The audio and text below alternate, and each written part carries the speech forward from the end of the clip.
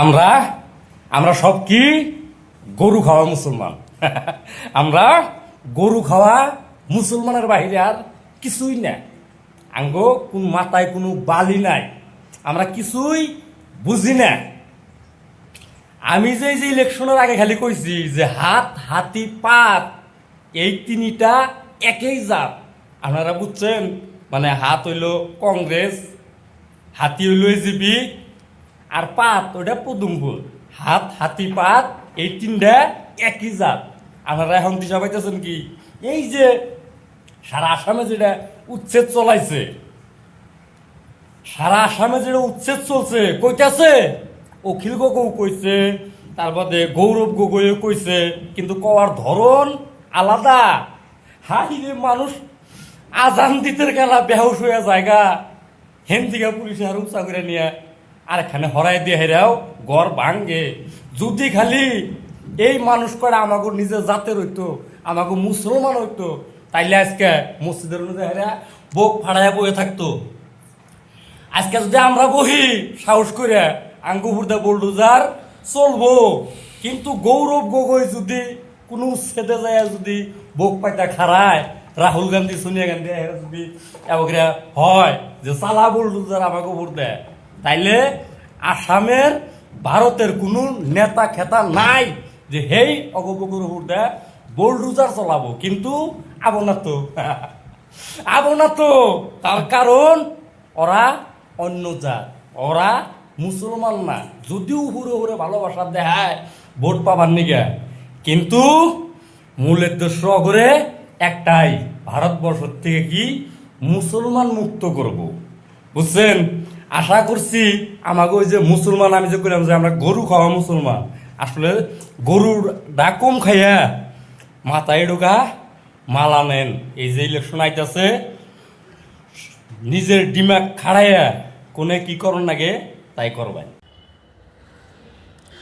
এটা কিন্তু viral video এবং সম্ভবত এটা আসাম থেকে।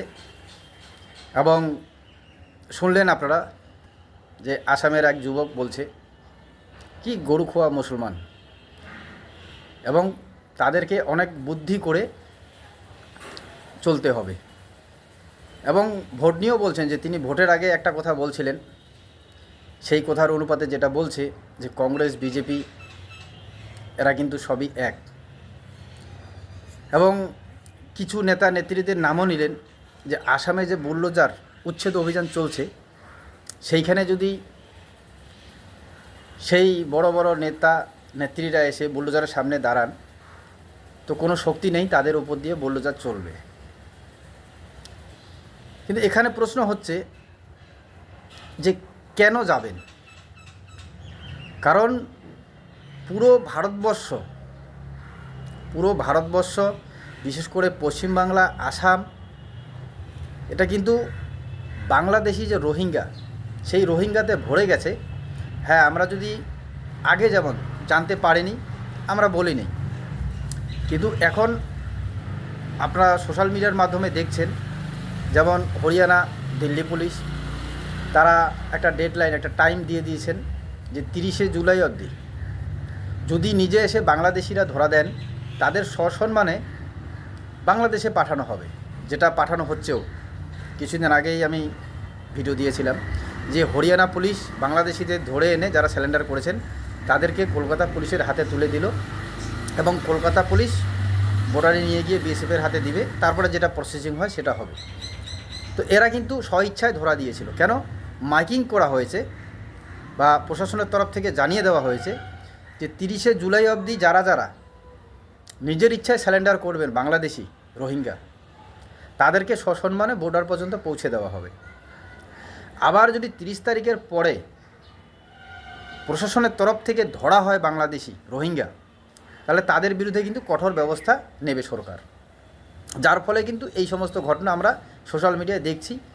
এবং সেই ঘটনা শুধু হরিয়ানা দিল্লির ক্ষেত্রে নয়, আমরা কিন্তু আমাদের কাছেই যে মাথাভাঙ্গা ঘোকসাডাঙ্গা, সেখানেও দেখলাম যে সেখানেও এক ভদ্রলোক, তিনি কীভাবে আসছেন, কীভাবে স্থানীয় নেতৃত্বের সমর্থনে বা মদতে ওনার ডকুমেন্টস বানিয়েছিলেন সেটাও বলছেন, এবং তিনি স্বইচ্ছায় বিডিওর কাছে থানায়ও গিয়েছিলেন, এবং তিনি আত্মসমর্পণ করে এটাই বলছিলেন যে এই কারণে আসছি, এই করছি।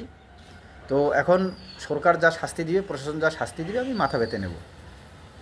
তো এগুলো আমরা বিভিন্ন সময় এখন দেখছি। তো কাজেই এটা বলার কোনো মানে নেই যে আমরা যারা ভারতীয় মুসলিম, যারা ভারতে বসবাসকারী, বা ভারত যখন আলাদা হয়, 71-এ এদিকে বাংলাদেশ হয়, ওদিকে পাকিস্তান হয়ে যায়, তারপরেও যারা যাননি, যারা ভারতীয়, তাদের জন্য তো কোনো কিছু নয়। এবং সোশ্যাল মিডিয়ায় এই যে ছেলেটি বলছে আসাম থেকে, এই ভিডিও কিন্তু ভাইরাল। আপনারা যদি আসাম থেকে আমার ভিডিও অনেকেই দেখে থাকেন, তো এই ছেলেকে যদি কেউ চিনে থাকেন অবশ্যই জানাবেন। কারণ আমি আসামের অনেক বন্ধু আছে আমার, মুসলিম বন্ধু, তাদেরকেও ফোন করি এবং ফোনের মাধ্যমে জানি যে আসামে যেটা ধরপাকড় চলতেছে, আসামে প্রথম থেকেই কিন্তু ভোটার কার্ড ছিল একটা ডি ভোটার, মানে ডাউটফুল ভোটার।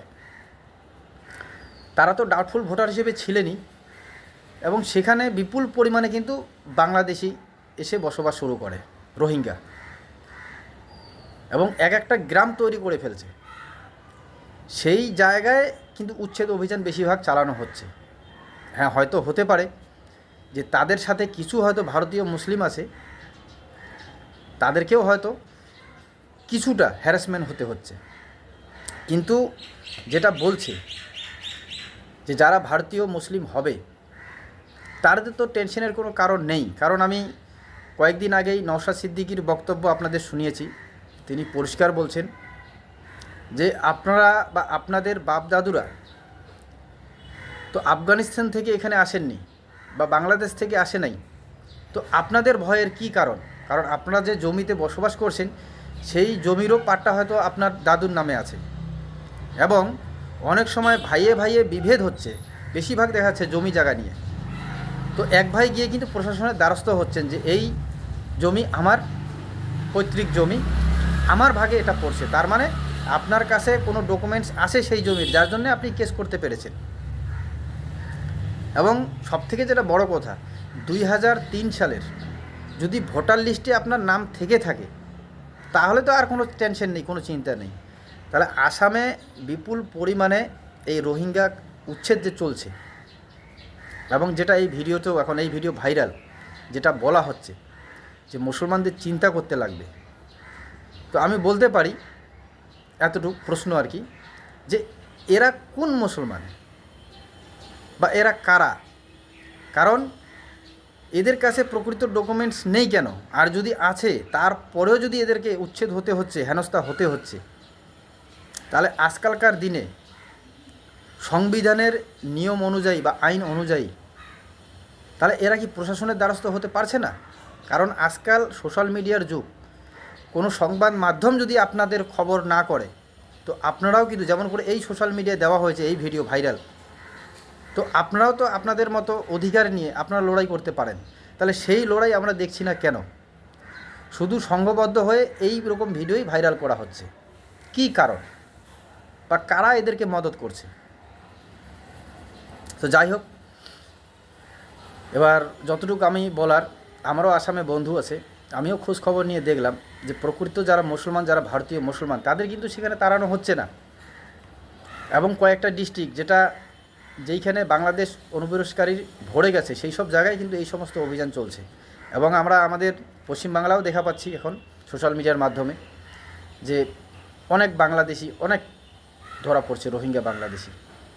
তো যাই হোক, আপনারাও দেখছেন, এবং এই ভাইরাল ভিডিও যদি আপনারা কেউ চিনে থাকেন কমেন্টে অবশ্যই জানাবেন। ভালো থাকবেন, সজাগ থাকবেন। জয় হিন্দ, জয় বাংলা।